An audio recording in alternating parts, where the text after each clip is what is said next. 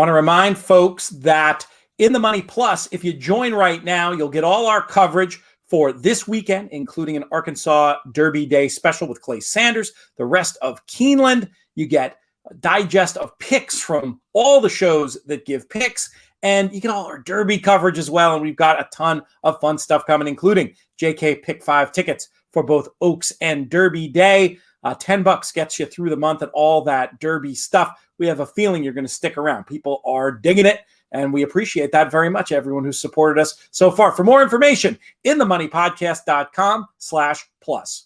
Want to let folks know that as part of our Derby preparations here at In the Money Media, we've got some more whiskey to drop. Should be happening Derby week. This one's pretty cool. It is a rye. I believe it's a 4-year-old aged rye that then has done 6 extra months in the barrel you see in this picture. That's an apple brandy barrel, imparting those nice flavors. This is going to be a lot of fun. Albany Distilling Company are our partners, and you can't buy it exactly, but if you make the right donation to the Thoroughbred Retirement Foundation, supporting the work that they do, we'll just send you one. How about that? We want you to send at least $200 over to the TRF to get a bottle of this year's In the Money whiskey. trfinc.org/players. You can see in this picture, I took the whiskey from the barrel. I tasted it. Doing great already. It's had a few more weeks in there already, or since then, I should say. Going to be delicious. Get yours today. trfinc.org/players.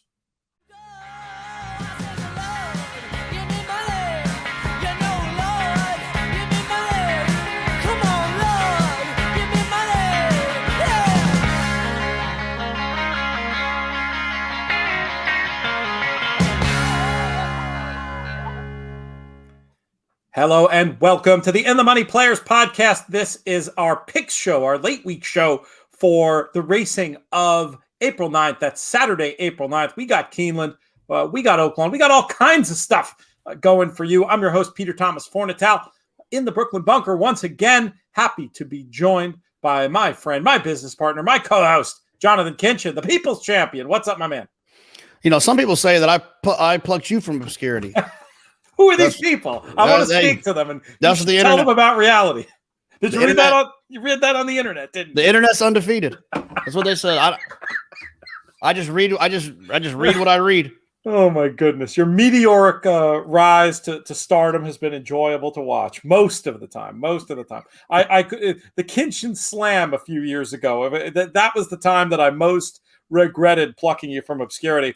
But speaking of the Derby draft, JK, we're going to be back with that on Monday. A little bit different this year. We're going to do it with video, and I'm excited. It looks like we're going to have the biggest array that we've ever had. We're going to do 5 players, 4 horses each for the Derby draft. Are you getting ready? It's been a minute between drinks for you. We had Matt Bernier win last year in the upset.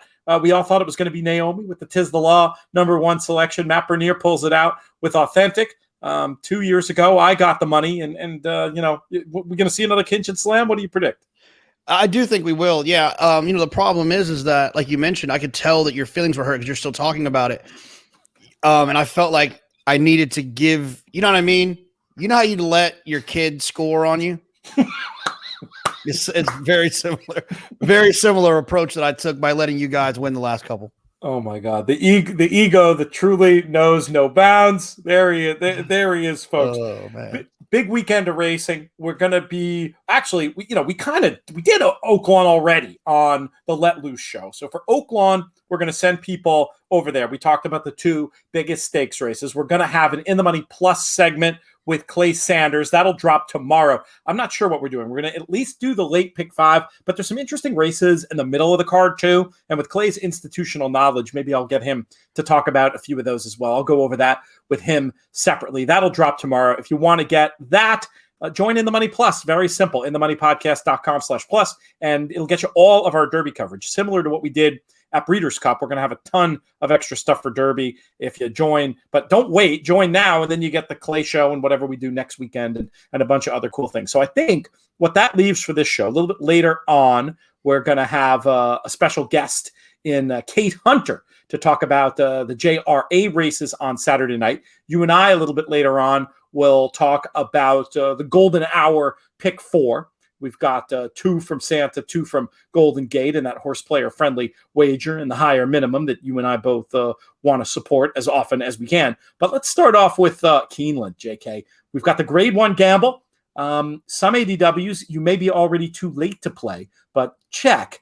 You might still be able to get involved and play from remote. For more info on that, inthemoneypodcast.com/Keeneland. JK, will you be diving in to the grade 1 gamble this weekend?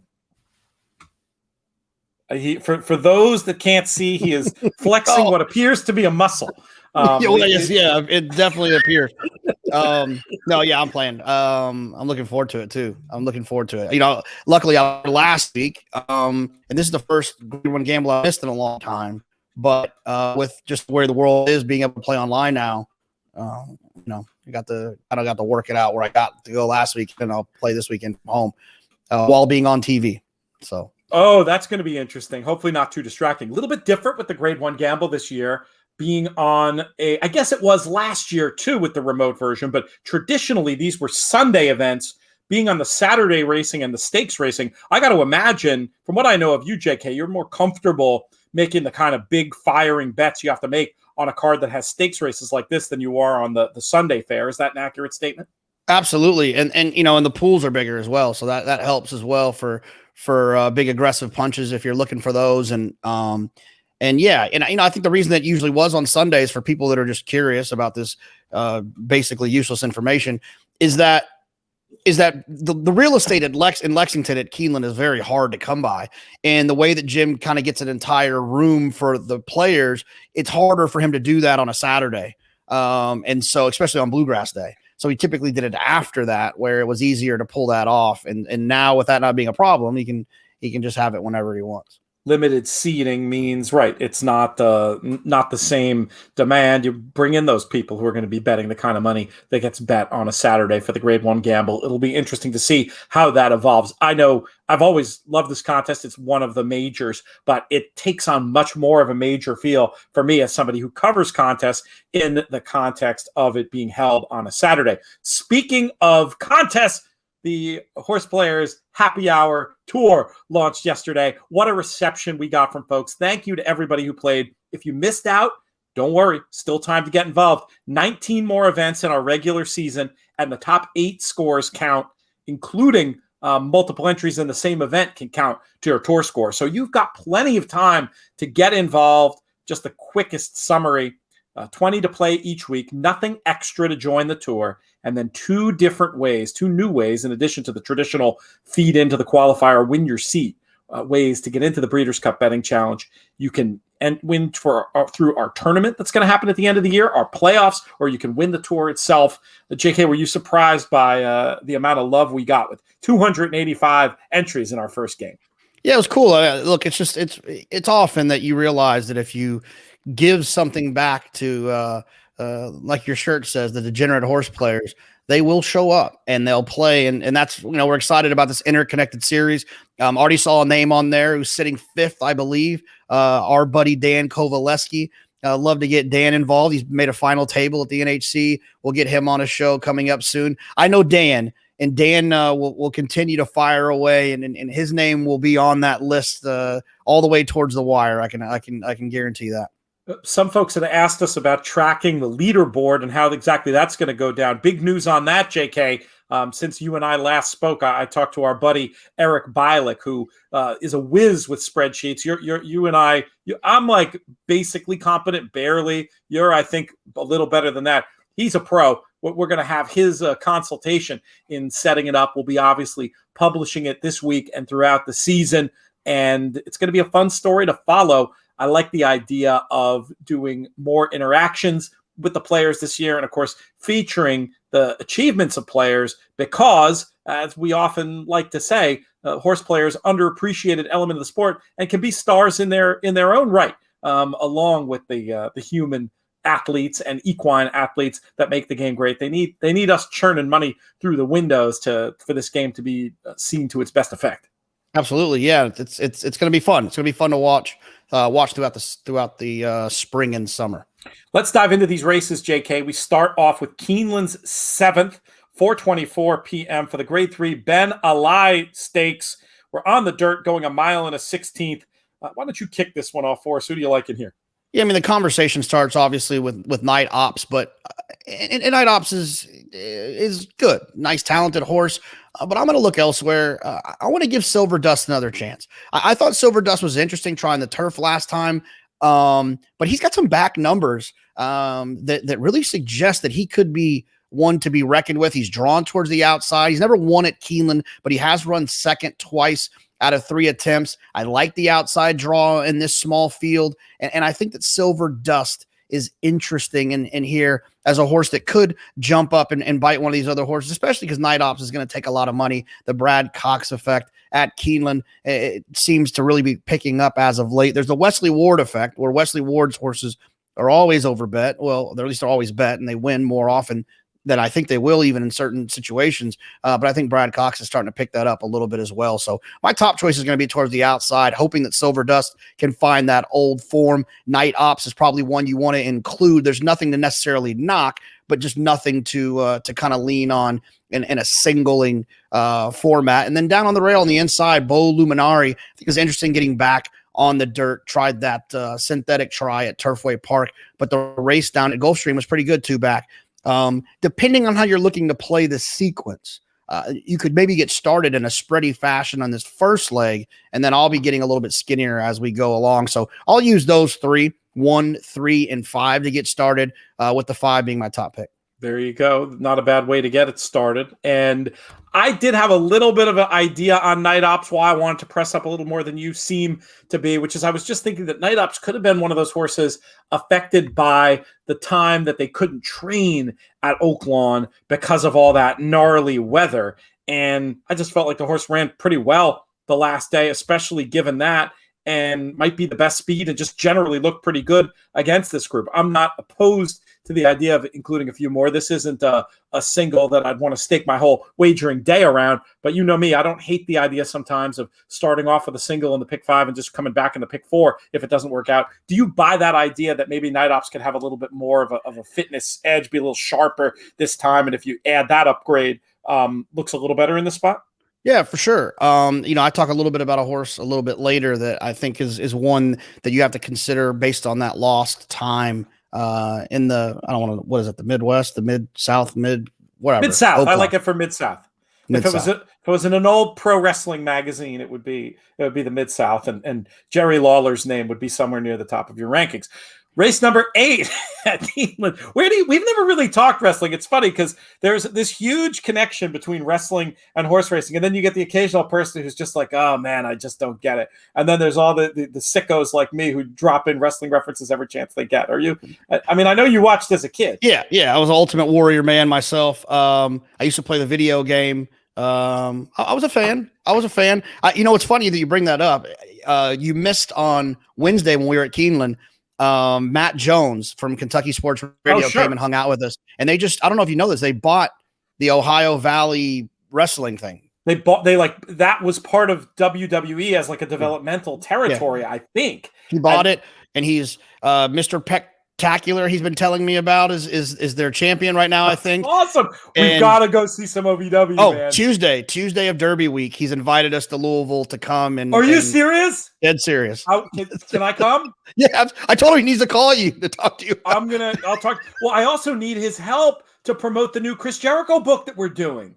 Yeah, so I'll link you up. All right, I'm going to become buddies. And hey, if I'm on his show, maybe I'll get like 4,000 extra Twitter followers the next day like you. And if you come in early, he said he's got a pay-per-view that Saturday night. So we got to get there early, though. Awesome. I had no idea he was a wrestling mark. That's fantastic. All right, well, I just booked my travel. Between the time we did Let Loose and this show, JK, I booked my Derby flight. I'm coming in Monday night. So Tuesday night is wide open. I was thinking of that to potentially liaise with some industry friends, only if they want to come to Louisville and check out some OVW. That's going to be absolutely fantastic. Good stuff. Okay, where did that come from? Race number 8.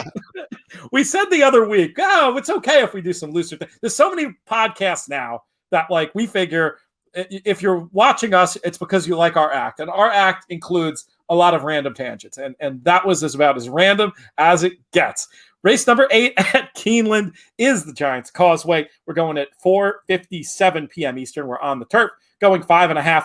I thought that number 3, LZ, ran a figure a little light maybe last time, given everything that was in the favor in terms of race flow and possibly the surface. But the more I think about it, maybe that's not something to hold against her. Maybe that's because she's not really a dirt filly. And now back on turf, looks the best of the speed.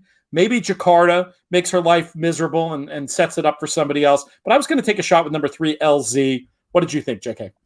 Yeah, I needed 4 of them in here. And it's funny, I was looking through this field to see which one of these riders or trainers would be good wrestling characters. And I thought the most fun one would be Mike Maker, right? Just doesn't really say much, just kind of goes in there. And he'd need a manager. He'd be great with a manager. We'd have to get, Jack Jenkins in there as his mouthpiece, going like straight up heel and, talking all kinds of trash. And then Maker just looks intimidating in the background and just keeps winning races.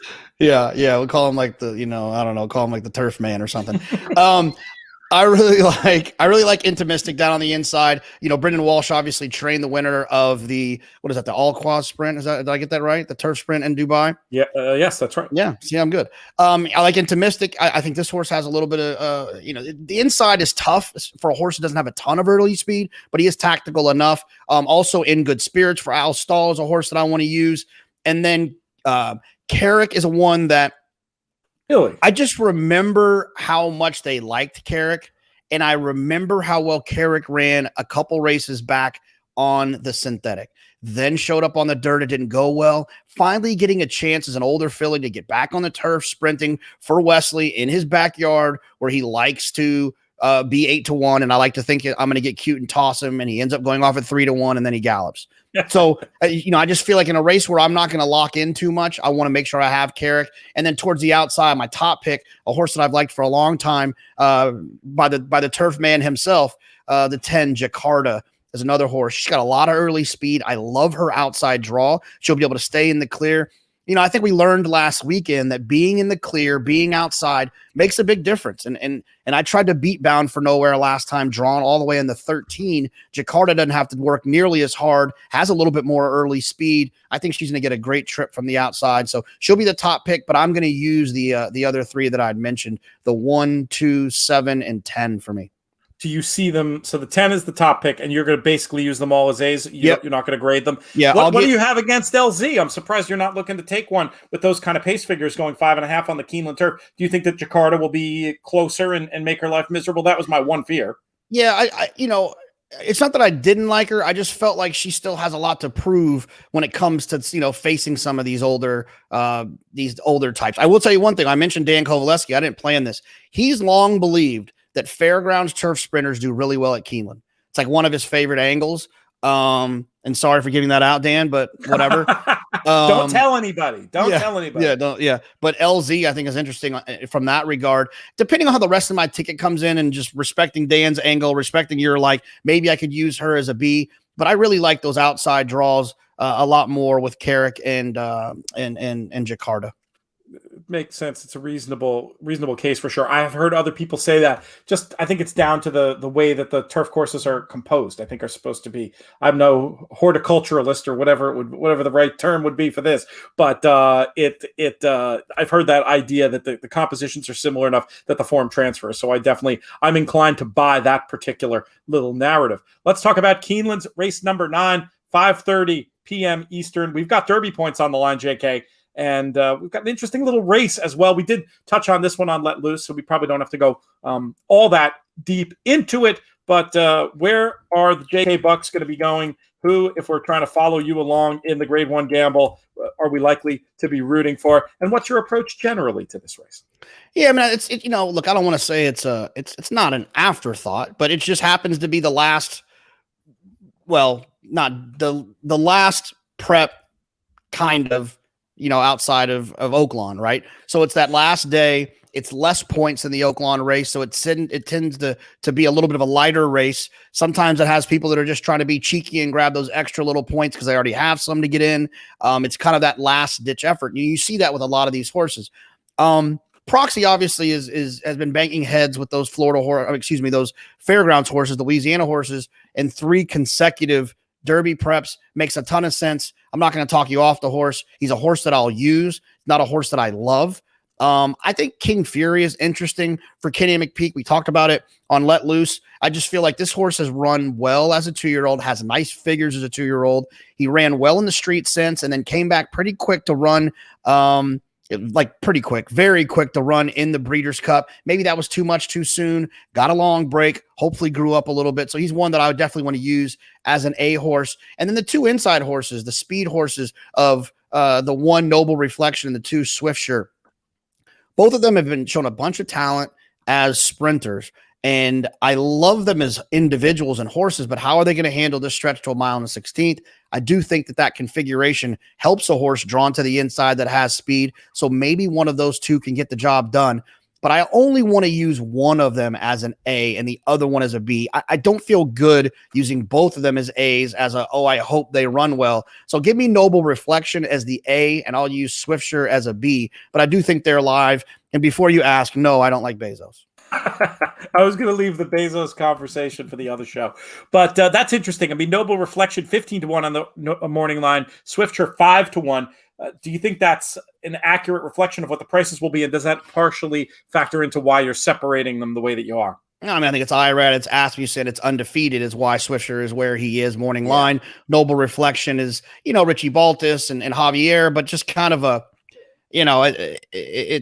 that's kind of a, I don't want to say it's kind of a secondary idea, I would think, from a Keeneland standpoint. This horse just ran and then got the job done and was a short price and won that maiden race. And I just think Swiftshure's got a little bit more accomplishment on paper, and that's why they probably have the line like that. But in truth, I think they're going to go off closer and when the bell rings. The more I look at this race, the more I like Proxy. I just think it's going to be an absolutely great setup. We've talked already about the 2 stretch out speeds. And then in all seriousness, Bezos, you got to figure his only chance is to be right on or near. I mean, I don't think he has a chance, but I don't think he's going to be far back. I think he'll be pressing those stretch out sprinters. I don't think they're getting any breathers here. I think it's going to set up beautifully for Proxy, who's got the right kind of grinding style. I think he's going to get his 20 Derby points out of this one. And at the end of the day, it's going to come down to price. 6-5 to the morning line is just the price and doesn't excite me. But I did see for international viewers that there was some 5-2 about. 5-2 is a good price on Proxy. I would take that and go on with life here in the Lexington. No one's picked more Baffert horses than me publicly, so I don't have to apologize. But the only way Bezos is winning is if the actual Jeff Bezos buys the other 8 horses in the race and then tells them not to run. He's just not fast. I don't disagree. I was suggesting as a pace factor. And Jeff could actually do that if he really wanted to, I think. I think he probably could. I think they could be. There'd probably be a lot of bloodstock agents lining up to help him out if he wants to make a foray. Can you imagine him walking around? Can you imagine him walking around the sales pavilion at Fasig or Keeneland and the amount of people scrumming behind him? Oh my God, it would be like a rugby match. I think that's fair to say. But knowing him, he might just send a drone. So we'll see if we can plant that bug in his ear. I was once invited. This was a great missed opportunity in my life back from my publishing days. I published a book with a great comedic collective. The guys are still around. Actually, one of them was just on Jeopardy winning a few weeks ago. The group was called Modern Humorist. Jonathan Colton is the guy that was on Jeopardy the other night. But anyway, for their book, somehow they got him to come to like a barbecue at their office. And I just they were a comedy thing. I just assumed it was a joke. So I didn't go. And then it was like, oh, Pete, we thought you were going to be here to meet Jeff Bezos. No, I blew that one. My career trajectory might have been very different. I might be, running a publishing house somewhere, JK, instead of sitting here in the basement talking to you. Yeah, I mean, you could have wrote his book. That might have been all right. I think I would have been the poorer for it mentally, honestly, from what I hear. Let's move on to further racing at Keeneland. Race number 10, the Grade 1 Jenny Wiley. We also hit this one over on Let Loose.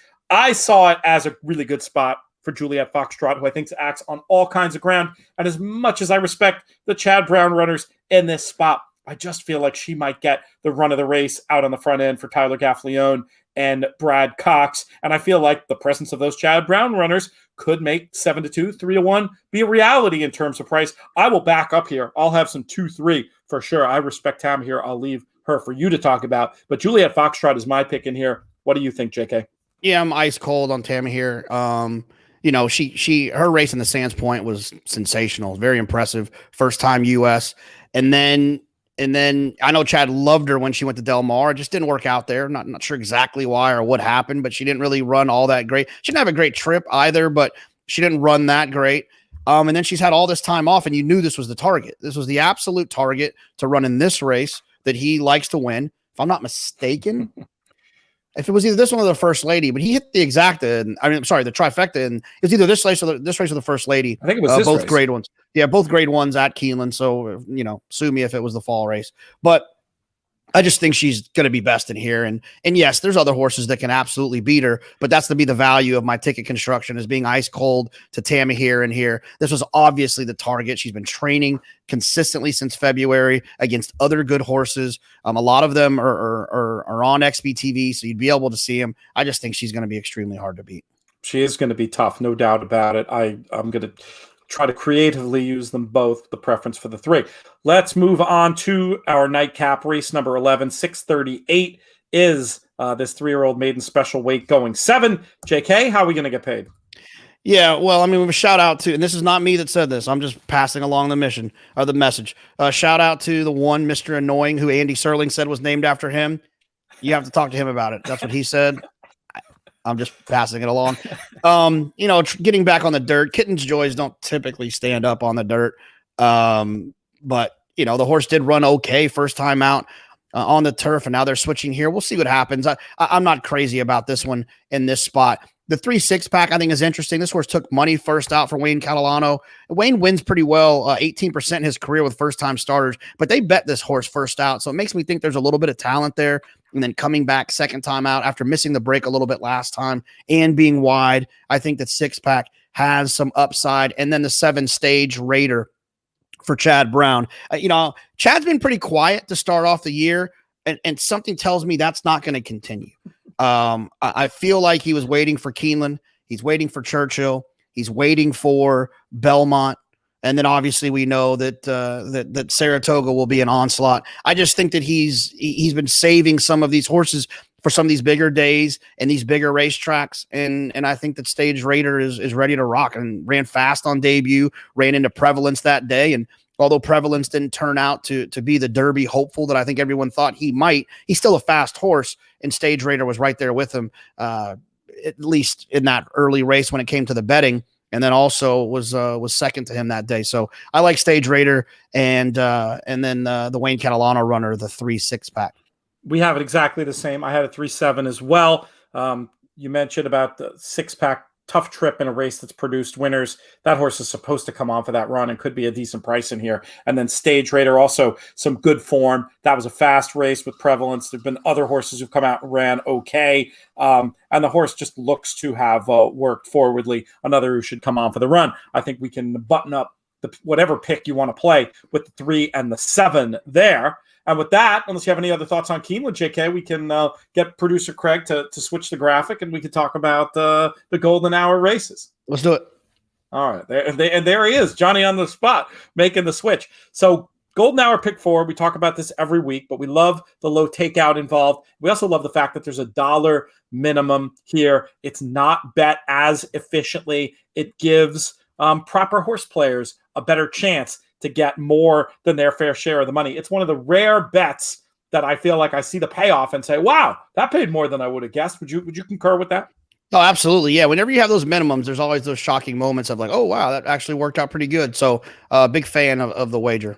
Let's talk about Santa Anita's race number 8, JK. We're on the dirt going a mile, 7:51 for this great get out play, the golden hour pick 4. We've got optional claimer, 62,000, non-winners of 2, lifetime types. Why don't you go first with this one? What do you like in here? Yeah, there's 2 I like. I like the 7 Bold Endeavor. This horse really seemed to kind of improve for Mark Glatt. The last 2 races were good, mastering, nipped them on the wire last time, who ran well that day. So the 7 Bold Endeavor will be my top choice. Also want to use as an A, but I'm going to use the other Mark Glatt as well, and that's the 5 Sash. ran on the turf last time, didn't go so well, but those dirt numbers prior to that were very fast. If this horse can run back to that, putting the blinkers on, I think could be tough. I think Mark Glatt's got this one locked up. Those are the only two that I need. If the other ones beat me, they beat me. We're very similar. Preference for Bold Endeavor for me looks to be a very canny claim. Kind of everything I like in a horse in a spot like this. Should have the speed to lay close. Actually, for a horse with speed, has kind of an edge if you look at the closing sectionals.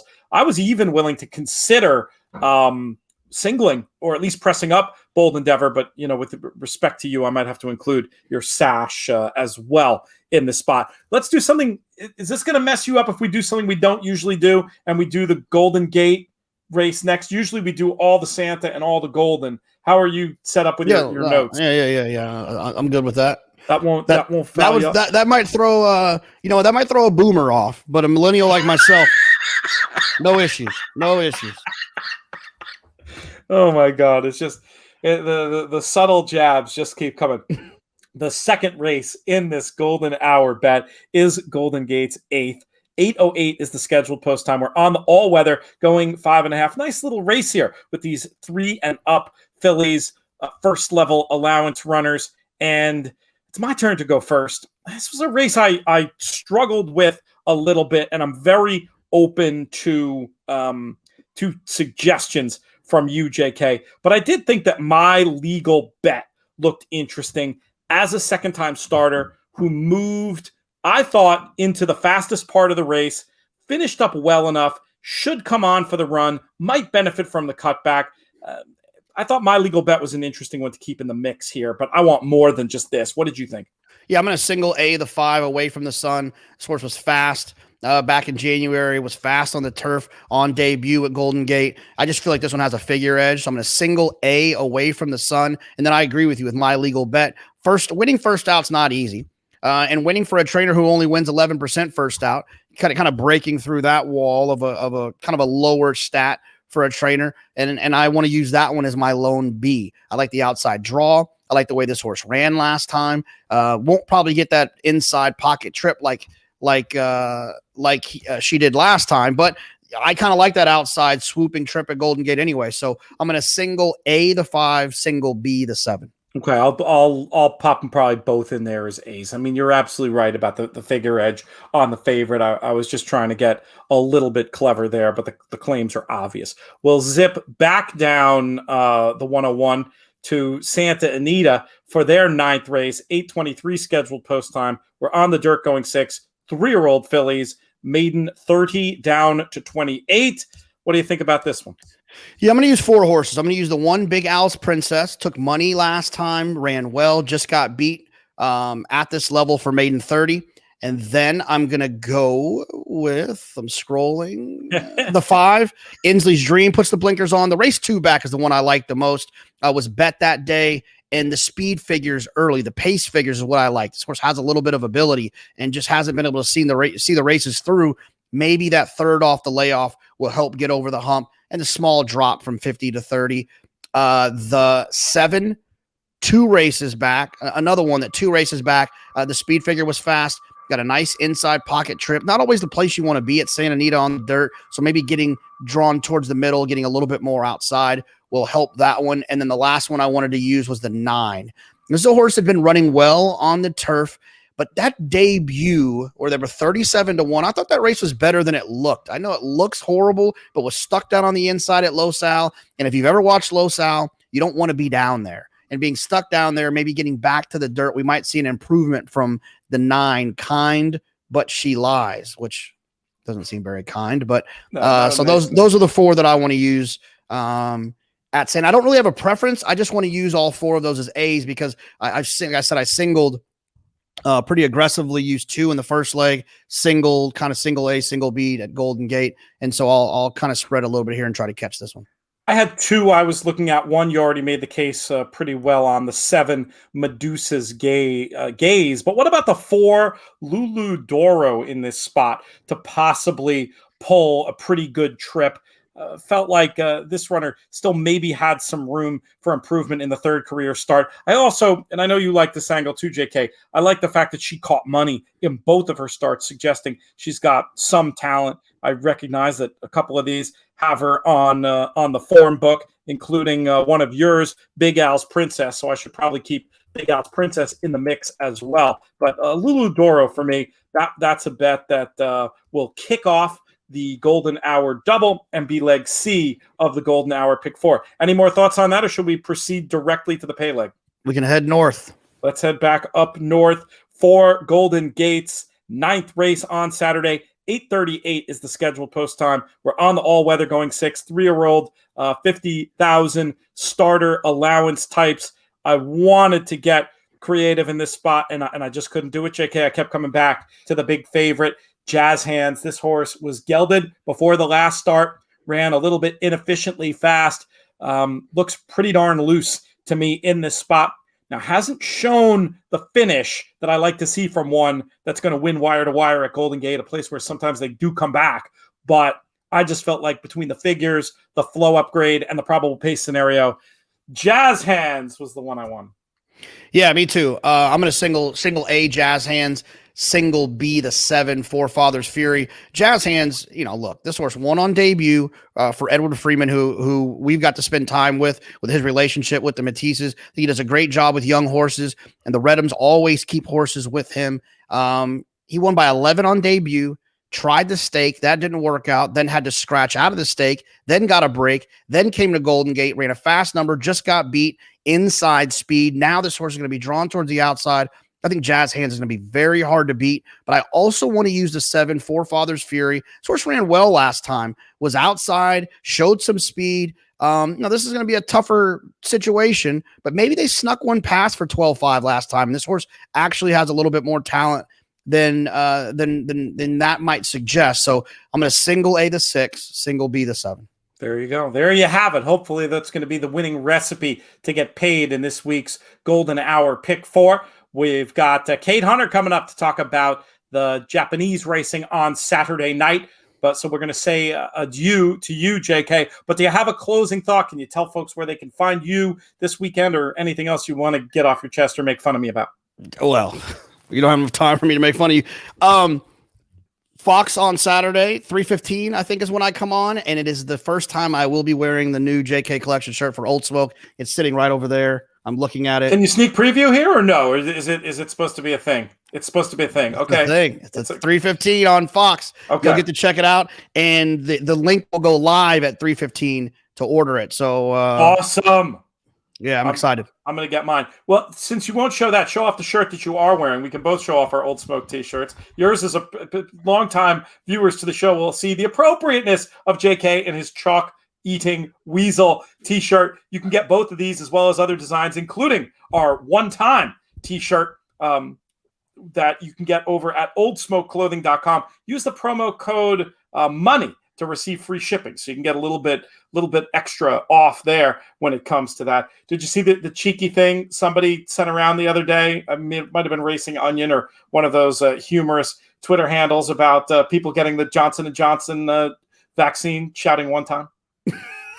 No, but that's very clever. Well, we'll send. We recommend people buying the T-shirt for if you've gotten the Johnson & Johnson. What is your vaccine status? Doubled up, baby. Doubled up here too.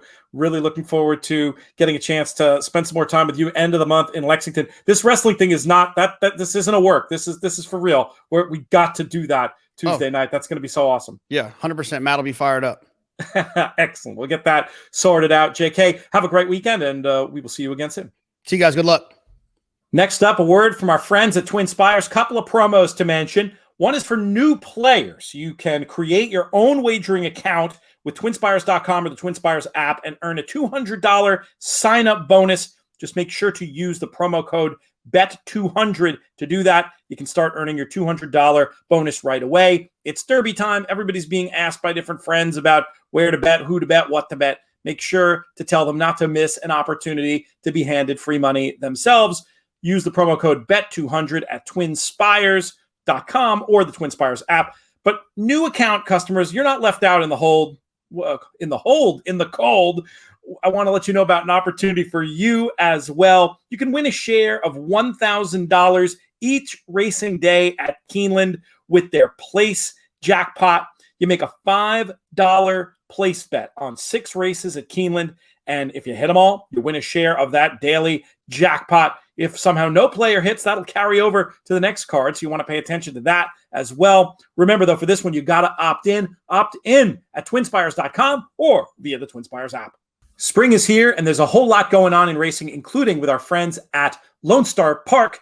Their meet's going to be starting soon. We're going to be providing a lot of extra coverage here on the network, including their Saturday racing on this very show. But they're also very involved in the handicapping contest scene. Lots of options, including stuff going on this very weekend. And tournament players, note, Memorial Day weekend, 3 days, 3 contests, different price points, including a $2,500 contest on Monday that is going to be run in conjunction with a stakes-laden card. Lots of great stuff happening. For all the details about contests at Lone Star Park, go to inthemoneypodcast.com/Lone Star to get all those details. And if you're considering traveling Memorial Day weekend and you're a contest player, take a long look at Lone Star Park. For more information, inthemoneypodcast.com/Lone Star.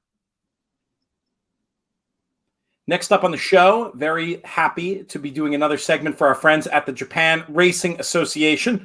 When I heard about the possibility of working with the JRA, I put out several feelers as to potential guests we could have on. One name kept coming back again and again. You have to have this person. You have to have this person. Very happy to introduce Kate Hunter to the In the Money audience. Kate, how are you doing?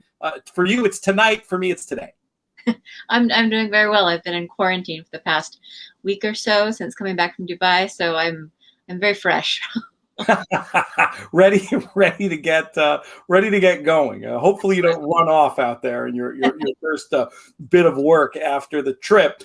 I want to talk about your background in racing and specifically your attraction to racing in Japan. Where did your love of the sport begin?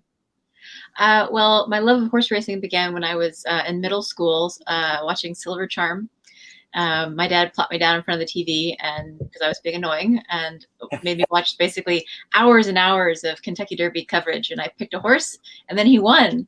So when you pick a winner, it's over. you're hooked. And so that horse for me was Silver Charm, and he ended up leading me to Japan. I was also interested in Japanese and maybe pursuing that as a future career opportunity. And when I found out he was sold to Japan, I was already here, doing a study abroad trip in college, and I kind of started going racing in Japan. And that's when I learned about the racing industry here. And the first time I saw Tokyo Racetrack, I was blown away. It's the most amazing large space devoted to a sport I've ever seen. It was mind blowing. I've heard nothing but good things. We share a horse mentor, as it were, in Silver Charm. He's the one that got me involved too, and I got a lot of people.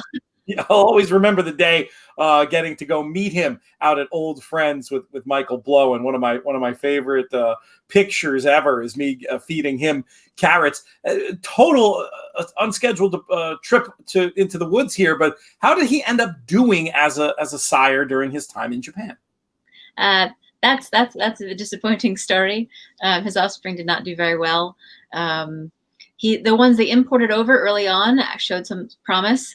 When they brought him over here, he didn't mix very well, and unfortunately has kind of dissolved into the ash heap of failed stallions in Japan, of which there are plenty. But now he's back in the United States, enjoying all the love and carrots that he could possibly dream of. I was wondering if he had any low-key success as a broodmare sire or anything like that. Sometimes these sires that don't make the splash. There was one broodmare sire that won a Group 3 Diamond Stakes last year. It's like Scuba, and I'm completely blanking on the name, but it's a gray horse, and he didn't win a Group Graded Stakes. So there's a couple under the radar that he's had okay, but there's really nothing, unfortunately, to write home about, which is really, really sad. I used to visit him every year up in Hokkaido, and now I visit him every year when I go to Keeneland sales. So That's great. Yeah, he's up there in Georgetown. Anybody who wants can go and book a tour with old friends. Hopefully, you'll get a Michael Blow appearance telling stories. I mean, he's another one who has that deep connection to Silver Charm and loves nothing more than to tell stories about him and how he got to have his favorite horse in his backyard, which is pretty cool. Yeah, that would be my dream. Like I was sad when they took him back to America. I'm like, well, can I just take him home and keep him myself? So tell me, for you, what the biggest difference you think is when you were adapting from learning racing in the USA to learning racing in Japan. What was the thing that took you the most getting used to? Well, I guess it wasn't necessarily getting used to it. It was more just being completely enthralled in the atmosphere of it compared to the United States, where like maybe on Kentucky Derby Day, you would have, hundreds of thousands of people being so excited to be at the races and really enjoying it. But even still, you've got most of those people are there, they're dressing up, they're having a good time, they're drinking, they're smoking, they're gambling. But you go to the races in Japan and these people love their horses. They love their horse racing. They love their jockeys. They love being there. It's the day, it's the event. It's not just dressing up. Like even on the biggest race days of the year, the Derby, the Arima Keeneland, the Japan Cup, there's nobody dressing up. They're there to enjoy the day, the sport. And that it was intoxicating. It truly was. And it still is. I still sometimes tear up when they do the fanfare before Group 1 and everyone starts clapping and cheering. It's like, so many people like the sport. It does really seem like a place where racing succeeds as both gambling game and sport, which is really cool. And it's also worked its way into the popular culture, as we can see there over your shoulder. We did a giveaway a little bit earlier in the season that you helped us promote on Twitter with the what are they called? Idols? What do they call those little guys? These ones are the idol horses. This is Chronogenesis. I have far too many of these because for some reason I cannot kill my inner 13-year-old. So if my mother sees this, she'll be very disappointed in me. I will not count them for you because I don't want you to know how much money I've thrown into the wind. But I've got I got a new one recently. Show off. So this is the new almond eye that came out with a 9 Group 1 win little tag there. It's got her Japan Cup written on the back here. That's awesome. I was this is the new one I got while I was in Dubai. I missed out getting Sodashi today, and it sold out too quickly. But I'm going to be there next Saturday or next Friday with bells on. I'm going to get it next time. So just so people know, this is a thing. This isn't just like a few horse people who are into this in Japan. There's a little bit of a cultural phenomenon. Is that fair to say? Well, the Japanese probably wouldn't necessarily think there were that many people interested in Japanese horse racing. But when you compare it to anywhere else in the world, it's quite expansive. These little guys are quite popular. You'll see them selling online for way more than they're worth, especially older ones. I've been looking for a rulership for ages, but I can't find one under $200. And it's supposed to be $10, so it's like $200 is quite the markup. That's hilarious. My daughter loves hers that we were sent, and immediately put. She has sort of a hierarchy of stuffies, and the idle horse went right to the top. So we're excited to be in the mix on that. Hopefully before the year's out, we'll do another contest on Twitter for those of us who channel their inner 13-year-olds, like you said, or have small children, or both. In my case. I always try and bring a couple with me whenever I travel to give to people. One year, I thought like a whole bunch of people were going to want them, but nobody ended up wanting any. So I ended up just giving them to children on the backside of Churchill Downs. I was that weird lady with the bag. It's like, do you want a pony? That's kind of a good result in its own weird way, though, I think. I hope so. Let's dive into these races, or this big race on Saturday night. We're in the midst of a nice little run here where we get the JRA action that's going to be promoted in the USA through our friends at Woodbine. Very curious to hear your thoughts. Give us a little bit of info on what we're going to be seeing in the big one, and perhaps a thought about who might win. Well, the Oka Show is like probably it's outside of the Oaks. Obviously, it's one of the bigger races for 3-year-old fillies in Japan. It's most of them coming out of their 2-year-old season. This is going to be their main target, which is why you've seen a couple of these fillies coming in here without a single start ahead of time, because they had a strong enough 2-year-old season. They're going to rest and come straight into the Group 1. This race has been a great producer over the past couple of years of some amazing all-star talent. Gentle Donna, Almond Eye, Gran Alegria, and last year's Daring Tact. So you've got some top-notch fillies that go out and conquer the world, that have gone through this race and won it. So it's going to be very exciting to see, who might come out of here, and might be the next Almond Eye or Daring Tact or Gran Alegria. Gran Alegria won here and then had the really bad rest of the season before bouncing back and becoming one of the best horses in Japan. So just because, they might be a one-off here doesn't mean they're not going to go off and do more impressive things in the future. The top of the market right now, looking at some of the international betting, is Sadashi. Curious to know what you think the chances are. They're currently listed at 6-4, which is our 3-2 internationally. Okay, well, they don't have odds here, so I don't know how the Japanese are feeling. She's probably going to be favorite regardless. In Japan, the white horses are almost always favorite just because everyone likes supporting them, and they'll buy a $1 betting ticket, or like you can buy a $2 betting ticket for like win, place, and show that also says good luck on it. And so like kind of they call it like an oenbaken, where it's like a wishing you luck betting ticket, that are really popular over here. So win, lose, or draw, then you get to keep it. It's got the horse's name on it, the race's name on it, and all that other stuff. So the white horse is always Yuki-chan, Fuchiko, everybody was always favorite. So she will probably be favorite going in there. But unlike her other family members, she's got the credentials to actually pull this off. Last year, it was by the little white whisker of her nose that she was able to get in front of Sato no Reinas. But she's a really, really gutsy filly, and she's got an inside draw, so she's going to be able to save some of her ability for there at the end. And I think that if she has progressed as well as the other competition around her has progressed, I think that she'll be there in the end, and hopefully she'll have the same kind of fighting spirit she showed in the Hanshin Juvenile Fillies. You mentioned Sato no Reinas, who reopposes here. Who are some of the other challengers who might pose the most significant threat? Well, I do want to talk about Sato no Reinas just a little bit, because she's got Christoph on her. And so Christoph, whose signature you can see above me here, Lemaire, he has won 3 out of the last 10, but 2 out of the last 5 Oka Shows. So he is he's one of the best jockeys in Japan. He's the one you can usually take home to the bank. And he tends to really shine in these kind of situations. And this filly, I think she looked the winner in the Hanshin Juvenile Fillies. I didn't think Sodashi got back up there. And she's got a lot to overcome drawing from the outside. But I think that if Christoph is able to do his magic and we get her in a good position early, I think it's going to help her, because she was coming from the inside last time. And I think that probably slowed her down.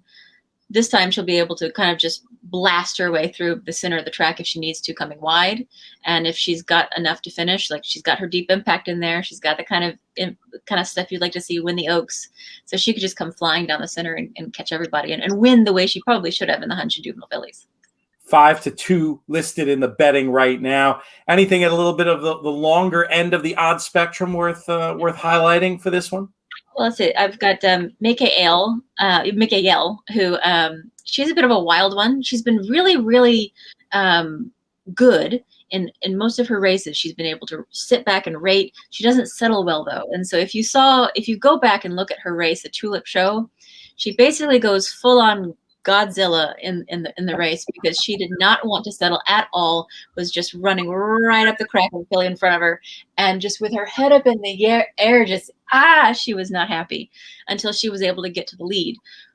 Why that happened, I do not know. She just would not settle. So either I'm assuming they're going to take her to the lead this time, maybe if she's kind of shows that mentality, or maybe she'll break better and be able to just have a smoother trip.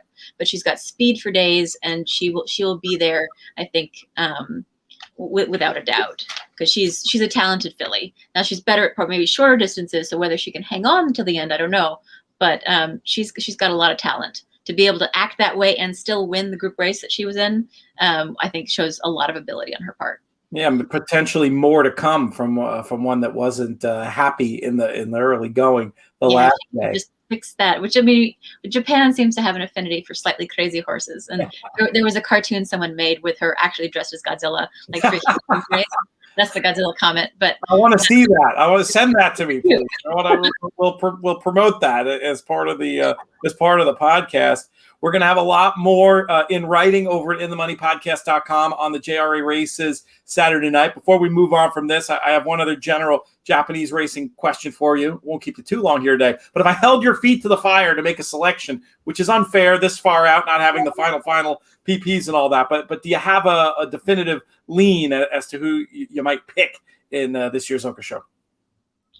Well, I kind of like actually number 1 Stripe. She's a listed winner. She won the Crocus Stakes by a length and a quarter. But before that, she'd run 4th against males in the Group 2 KO High.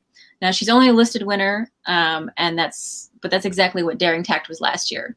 So I think there's going to be a lot of focus, obviously, on the graded stakes winners.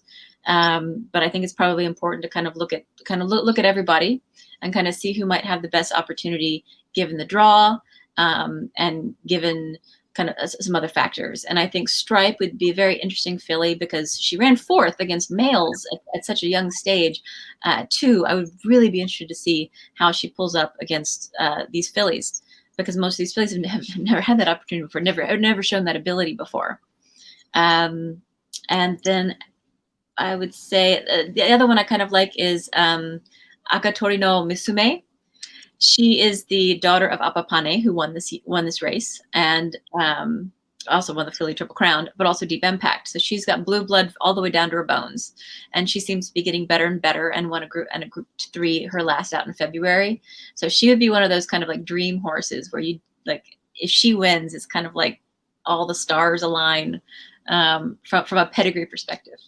I want to highlight the fact that Stripe, who Kate mentioned, this is a good opportunity for international viewers. One book has 100 to 1 out there on Stripe, shorter in other places. But if you have an opportunity to grab that outlier, not the worst each way play here.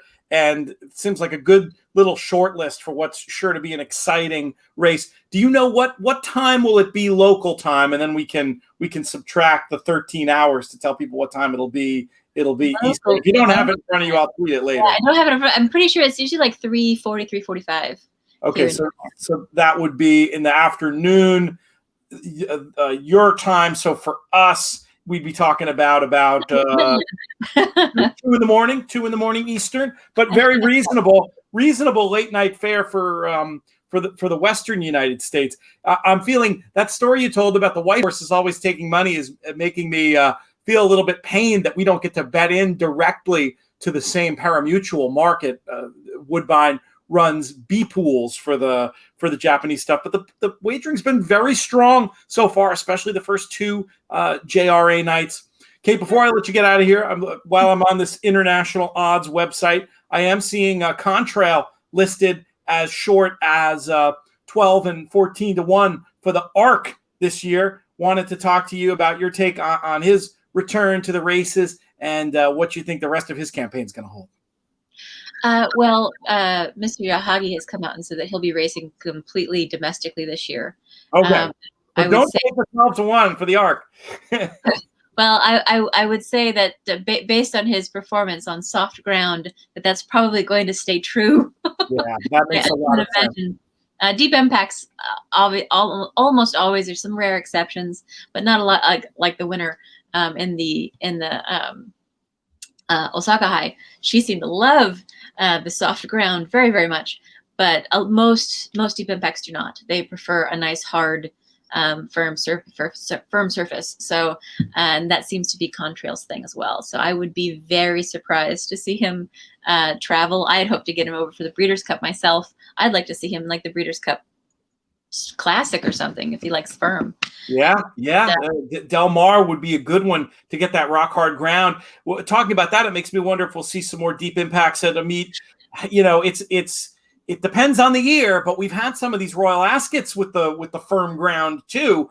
Maybe it's a lot to ask though to point to a race at a time when the horse wouldn't normally be cranked up to then maybe not get the ground. Is that maybe why we have seen some Japanese participation at Ascot with Deirdre and whatnot, but maybe that's why we haven't seen more competition there. The summer is usually kind of their off period. So like because it goes up through the classics and like the Saturday Keeneland at the beginning of June, then you've got the Takarazuka Keeneland at the end of June, and then they kind of go on a hiatus for a while, and all the best horses kind of take a few months off before they then go on to the fall campaign. So trying to balance where they're going to go and when they're going to go are kind of hard. I'm sure Ascot. I'm not sure who's necessarily recruiting for them, but there should definitely be some opportunities there. I think that ultimately they're going to take that summer off because they're not used to running in the heat. Right. That makes sense. It's a different ball game, but I know you, like me, love the international cross-pollination of all these different jurisdictions and chance at these great events like the Breeders' Cup and Royal Ascot for the best to race against the best. So we can hope anyway.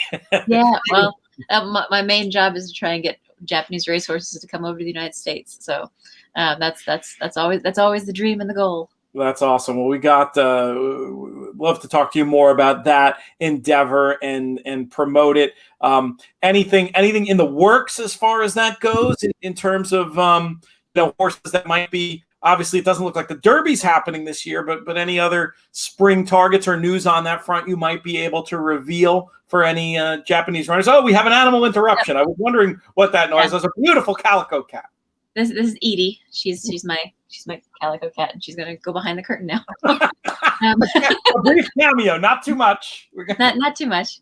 My other one has been jumping up and down and wiggling the computer. So I was figuring that wasn't a drunk cameraman. When that happens to me, it's because producer Craig has had a few too many. This seemed like it was from another species. Well, I can't say anything yet, but hopefully in the next couple of weeks there'll be some information coming out. Hopefully, I've been working. Here's the other one. I've been working really hard to try and get some horses to come over later in the summer, and definitely for the Breeders' Cup. The Breeders' Cup hopefully we'll have a few.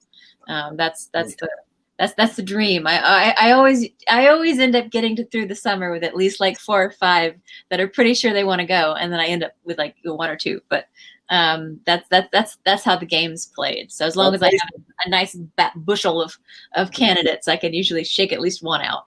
I feel like for some anyway, depending on ground preferences, this Del Mar. I feel like Del Mar historically is a course where horses from all around the world, for whatever reason, have tended to be able to run well and show their form. So maybe it makes your sell a little bit easier for a meet like the West Coast. Absolutely, it's actually more of a shipping issue because and that might also be Ascot's issue because it's so far away. Because shipping from Japan, there's almost no direct flights, right. So you've got to bounce between lots of different places. And so even going to the West, like if I want to go to Kentucky, I've got to go from Japan to Anchorage to Dallas to Chicago. And that's what the horse has to do. Yeah. And so if you're trying to go compete in a Group 1 race, so like win the Kentucky Derby, it's not exactly the most ideal. Yeah. But you still can find people who are willing to put up with it, which is the most amazing thing. Del Mar, you can fly straight from Japan to LAX and hop on a van, so it's super easy. And I'm hoping that's why I think Santa Anita has had the best luck of recruiting horses for the Breeders' Cup. And I think that Del Mar, it's a bit smaller, so you're looking for a specific kind of horse that doesn't need a lot of time to kind of rev up. And that's unfortunately what a lot of the really good Japanese horses need, is that long stretch drive. And so, but you're looking for those that kind of stay up near the top, and then you could have some pretty exciting runners. Yeah, handier runners. So, well, that's a story we'll follow throughout the year here and maybe elsewhere on the network too. We'll speak offline about that if there's anything we can do to help in those efforts, because it's a cool mission and a great job. We'll talk more about that in future visits. Hope you'll join us again soon. Kate Hunter, follow her on Twitter at KeibaKate. That's at KEIBAKATE. Thank you so much for your time today. Thank you. That's going to do it for this edition of the show. I'd like to thank Kate Hunter and Jonathan Kinchin. Of course, producer Craig as well, rolling with the punches, pushing all the right buttons, doing all that stuff he does. DJ Unstable himself. We're lucky to have him on the team. We'll challenge him next week with our Derby draft show, but I'm sure it's going to be fantastic. We always have fun with it, adding a video element this year, which should be cool. Other thank yous, our partners, our founding partners, Thoroughbred Retirement Foundation. We told you about them and how you can help earlier in the show. Also, 10 Strike Racing. Always love to root for those purple and black silks. And again, looking forward to having Clay Sanders of 10 Strike on a Plus Pod this weekend to talk about various races from Arkansas that we didn't get into on here or let loose. Thanks also to everybody out there who supported the Horse Player Happy Hour Tour. There'll be another game next Thursday. Horseplayers.com will have the info early in the week if you're looking for the latest information. Follow me on Twitter. You get it there at Looms Boldly. Or you know what you could do? Sign up for our email, inthemoneypodcast.com/email. That's going to probably become like the de facto mailing list for all things Horse Players Happy Hour Tour. Thanks most of all, though, just to all of you for listening. You don't have to help us out in any other way than letting us in your ears 1 to 8 times a week over here on the In the Money Media Network, maybe more than 8 now. We really appreciate all your support. You're the reason we continue to grow. We're going to have an audience survey soon, so you can tell us what we're doing right, what we're doing wrong. We'd love to hear from you. We love to interact. So do not hesitate if you have questions, comments, criticisms, whatever it happens to be. One of the other good ways to get that info across is just through the contact page over at inthemoneypodcast.com. That's going to do it. This show's been a production of In the Money Media. Our business manager is Drew Coatney. Our chief creative officer is Jonathan Ginchin. I'm Peter Thomas Fornatal. May you win all your photos.